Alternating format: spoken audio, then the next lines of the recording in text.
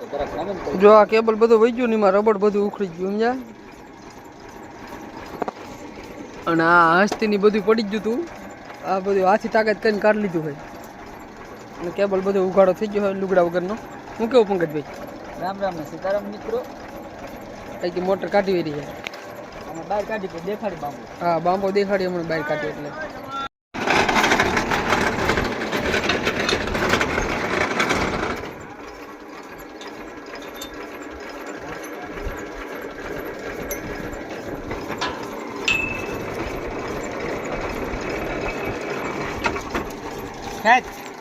ખેંચ પૂરા